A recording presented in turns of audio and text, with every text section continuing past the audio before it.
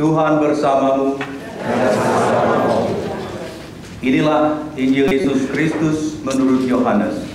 Dimuliakanlah Tuhan.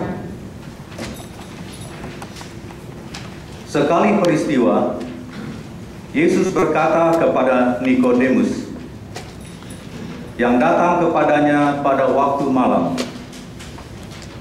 sama seperti Musa meninggikan ular di padang gurun, demikian juga Anak Manusia harus ditinggikan, supaya setiap orang yang percaya kepadanya beroleh hidup yang kekal.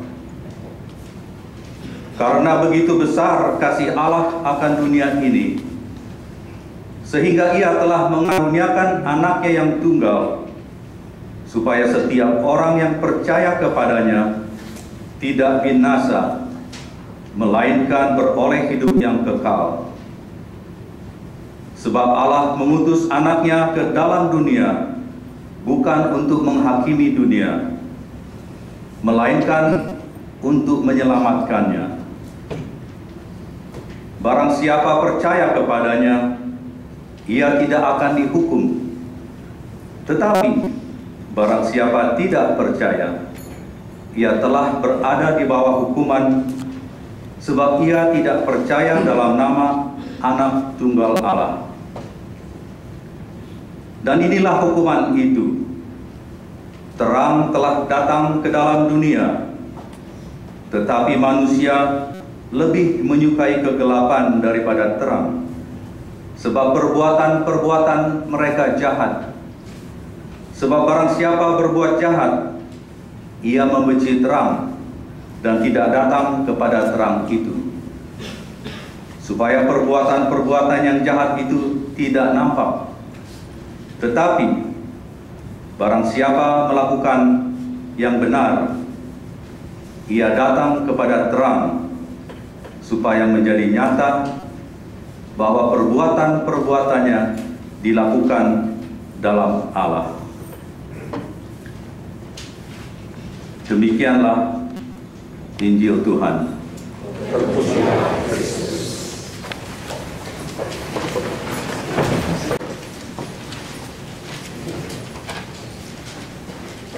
Saudara-saudari yang terkasih,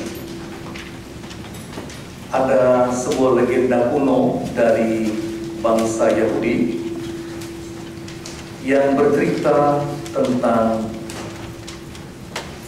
penciptaan manusia. Konon ketika Allah berencana menciptakan manusia, Dia mengundang para malaikatnya untuk meminta pandangan mereka. Maka tampillah malaikat keadilan dan berseru, "Jangan ciptakan manusia, karena dia akan melakukan segala macam kejahatan terhadap sesamanya. Bahkan saudara-saudarinya pun dia akan jahati. Dia akan berlaku buruk, dia akan berlaku kejam dan tidak jujur, dan jalan hidupnya tidak ada yang bisa memastikan." Lalu tampil malaikat kebenaran juga berteriak, "Jangan ciptakan manusia, karena manusia nanti akan pandai berpura-pura. Dia akan pandai menipu saudara-saudaranya, bahkan berpura-pura terhadap Tuhan." Malaikat kekudusan tampil juga, berbisik namun dengan suara yang tegas, katakan, "Jangan ciptakan dia, karena dia akan melakukan hal-hal yang cemar. Dia akan melakukan hal-hal yang tidak murni dan kotor di hadapanmu, dan dia akan mempermalukan wajah Tuhan di hadapan dunia."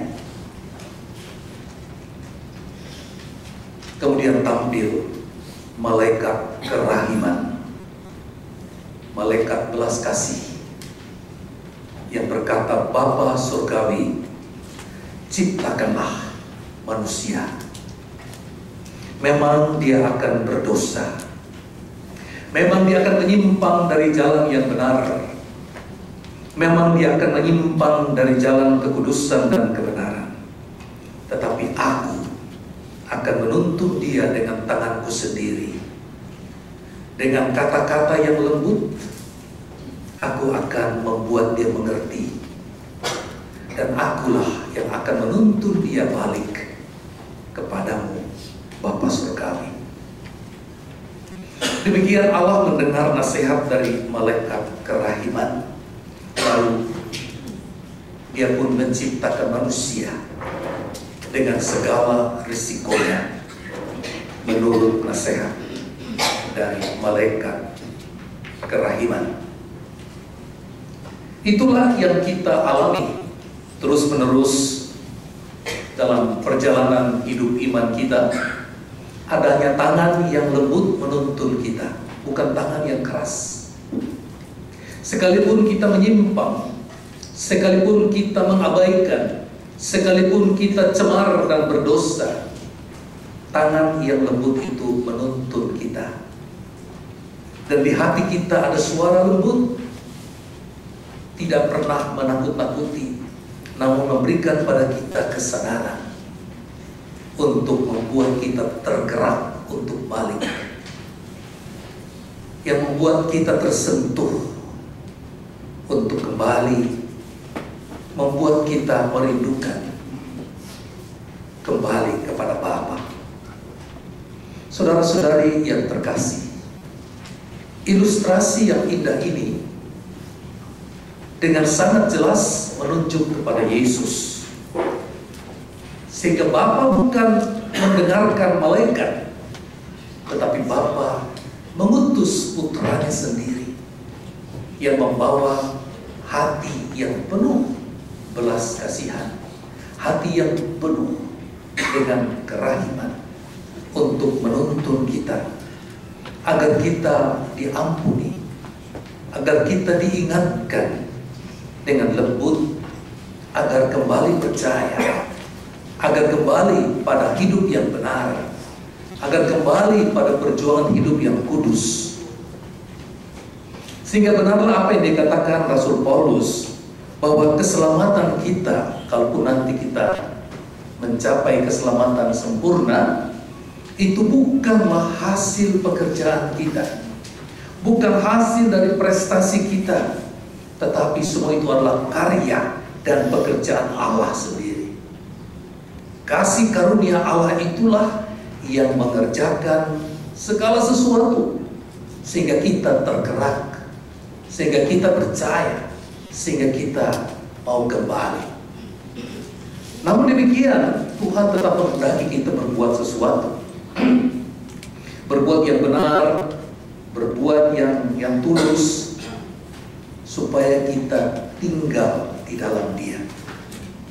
Ingat, kalau kita berdoa, ingat kalau kita membaca firman, bukan supaya kita bisa membeli surga. Ingat, kalau kita membuat jalan salib, bukan kita membeli surga, tetapi supaya kita dapat tinggal di dalam Dia selagi kita hidup di dunia ini. Dalam Injil, Yesus mengatakan, karena begitu besar kasih Allah akan dunia ini, sehingga Dia mengaruniakan anaknya yang tunggal, supaya setiap orang yang percaya kepadanya tidak binasa, melainkan memperoleh hidup yang kekal. Sebab Allah mengutusnya bukan untuk menghakimi dunia, melainkan untuk menyelamatkannya. Saudara sekalian, kita tahu bahwa kasih Allah itu luar biasa.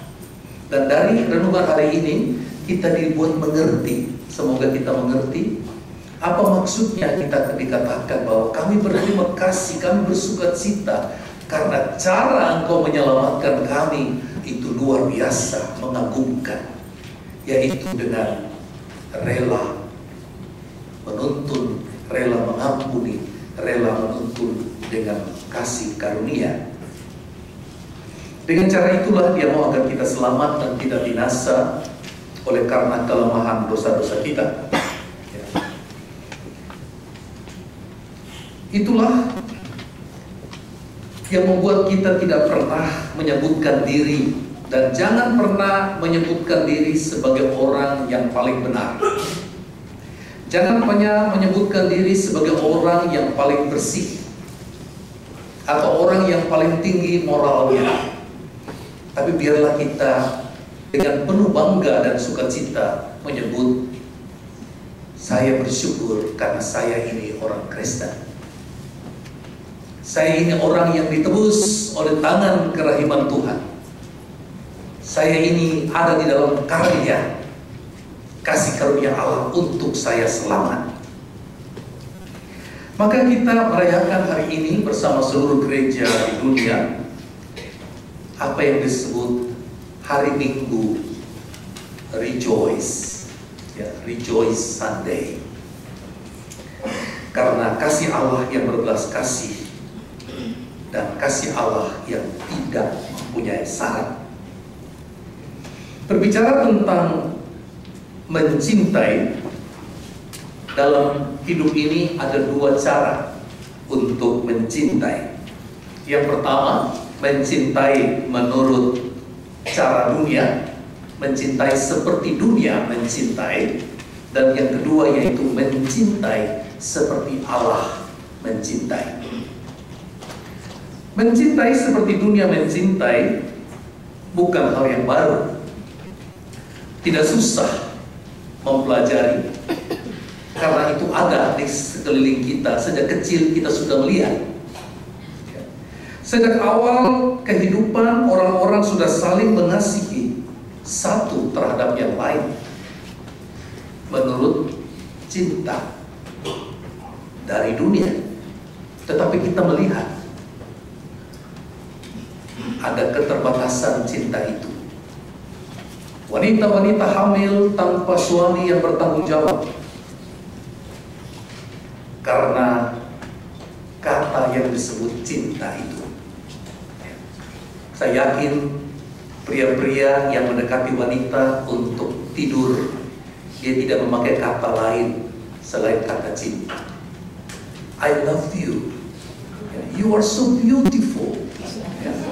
Dan sang wanita mengatakan, oh iya iya. Lalu jatuh. Maka adalah wanita-wanita hamil tanpa suami karena gara-gara kata cinta itu. Demikian juga banyak pria yang punya anak-anak, tapi kalau ditanya ini anak yang nomor berapa, dia bilang anak yang sulung. Yang itu anak sulung juga, yang itu anak sulung juga. Mengerti kan maksud saya? Berarti setiap wanita yang ditemui yang dia suka, dia tiduri dan lahirlah anak sulung. Datang dari mana itu? Dari kata cinta menurut dunia. Orang tua dan anak-anak secara alami mengatakan mereka mencintai satu dengan yang lain. Tetapi ada syaratnya. Kalau kamu manis-manis sama mama papa sayang. Kalau mama kasih hadiah sama saya, mama papa baik. Kalau mama papa tidak kasih, I hate you. Juga, all the boys love their girlfriends. Itu sudah dulu. Rekan bisnis mengatakan mereka saling mengasihi. Demikian juga para langganan bisnis kita mengatakan saya mengasihi. Teman sekampung mengatakan kami saling mengasihi. Bahkan sahabat pena yang belum pernah ketemuan hanya lewat internet mengatakan, oh we love each other. Kita lihat bahwa kata cinta itu sudah ada sejak dulu, ya. Sebelum Yesus menjadi manusia, bahkan sebelum Yesus mengatakan kata-kata cinta ini kepada kita.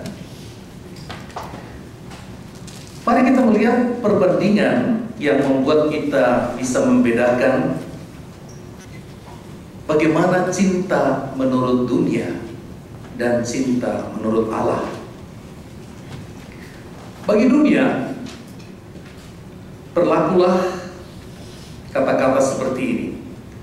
Aku mencintaimu sebab engkau cinta padaku. Betul kan? Kebanyakan begitu. Aku mencintai engkau karena engkau cinta padaku. Aku mencintaimu sebab aku membutuhkan engkau. Aku mencintaimu oleh karena engkau baik padaku, penuh perhatian dan lembut, sehingga aku merasa kerasan di rumah. Betul kan? Itu cinta dunia. Aku mencintaimu karena aku merasa cocok dan nyaman ketika aku bisa menyayangimu. Aku mencintaimu karena engkau cantik, engkau ganteng dan jantan, menarik, engkau pandai cari uang, engkau populer, dan juga berkuasa. Aku mencintaimu oleh karena engkau dengar-dengaran, aku bisa mengendalikan engkau, aku bisa memakai engkau, dan aku bisa peras engkau untuk keuntungan. Maka kita menjaga. Orang ini menguntungkan sekali untuk saya, makanya saya sayang. Inilah cara dunia, inilah cara kita mengasihi. Namun apa yang dikatakan dunia tentang cinta yang mungkin kita sering lakukan disebut sebagai cinta yang bersyarat, cinta yang terbatas dan tidak permanen. Begitu persyaratan itu hilang atau pudar, maka hilang juga cinta itu. Jangan harap. Berikutnya kita melihat bagaimana contoh Allah mengasihi kita yang kita sementara alami sampai saat ini. Allah memakai prinsip ini. Walaupun engkau tidak suka padaku, aku tetap mengasihimu. Benar? Itu kata Tuhan. Walaupun engkau tidak mau memaafkan aku tetap mencintai. Walaupun aku tidak membutuhkan kau lagi, aku tetap mencintai engkau. Walaupun aku tidak merasa cinta lagi kepadamu oleh karena engkau tidak cantik, menarik, dan menggairahkan, aku tetap mencintai. Walaupun aku tidak dapat keuntungan apapun karena mencintaimu, aku tetap cinta. Walaupun aku dinilai goblok karena mencintaimu, aku tetap cinta. Ada teman saya ganteng sekali, insinyur dan master. Ketika dia pilih pasangan, dunia terkejut. Kok pria gagah begini, kok pilih perempuan kayak itu? Dia dibully habis-habisan, dibilang buta loh. Tetapi kalau kita memperhatikan, justru kita harus kagum. Walaupun aku dinilai goblok karena memilih dan mencintai, aku tetap cinta. Namun demikian, mengasihi seperti Allah mengasihi bukan berarti membiarkan atau menyetujui orang melakukan sesuatu yang tidak adil terhadap kita, melakukan sesuatu yang mencederai kita, melakukan sesuatu yang jahat pada kita.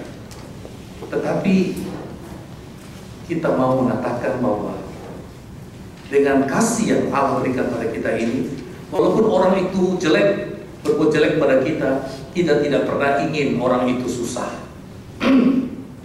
Kita tidak pernah inginkan orang itu binasa, walaupun dia jahat.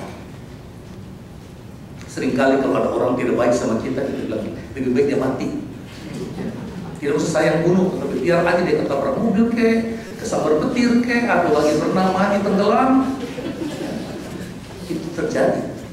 Tapi kalau kita mempunyai cinta yang dari Allah, walaupun kita sakit, kita tidak pernah berpikir, bahkan tega untuk berpikir atau menghendaki orang itu nanti celaka. Sebaliknya kita mencoba mengerti dan merasakan apa yang dia rasakan, dan kemudian meminta Tuhan yang ada dalam diri kita, mengampuni dia.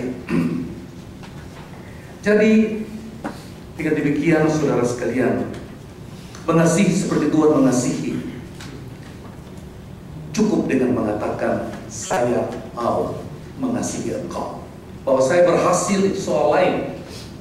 Saya mau mengampuni engkau. Bahwa saya nanti betul-betul bisa mengampuni, itu proses. Kita memulai dengan satu prinsip, saya mau mengasihi engkau. That's all. Kalau kau mau tinggalkan aku tidak akan melarangmu. Engkau bebas buat apapun juga yang menjadi keputusanmu. Dan aku tidak akan berusaha untuk melarang dan mengontrol engkau. Namun ketahuilah, aku tetap mencintaimu. Mungkin ada saat-saat dalam hidup Anda di mana Anda mau memisahkan diri dari cintaku. Tapi ingat, dengan cara itu engkau tidak kehilangan cintaku. Engkau hanya menolak cintaku, tapi engkau tidak akan pernah kehilangan cintaku. Kata-kata ini merupakan refleksi dari kasih Allah yang ingin hidup di dalam diri kita. Jadi jangan mengatakan, ya saya kan manusia, dia Allah. Yesus sudah mempraktekkan hal ini, dan dia mau supaya kita tinggal di dalam dia, dan dia tinggal di dalam kita. Maka kita belajar untuk hal ini. Memang kita harus akui bahwa kasih jenis ini langka, tapi bukan berarti tidak mungkin. Yesus mengatakan, hendaklah kamu sempurna, dalam mengasihi, seperti Bapakku di surga sempurna adanya. Dan kalau kita renungkan, kita sementara dan terus mengalami kasih Allah yang luar biasa itu.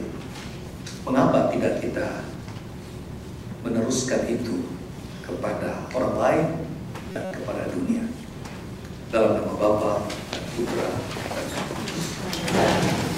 Semoga saudara sekalian diberkati oleh Allah yang Maha Kuasa, Bapa dan Putra dan Roh Kudus. Amin.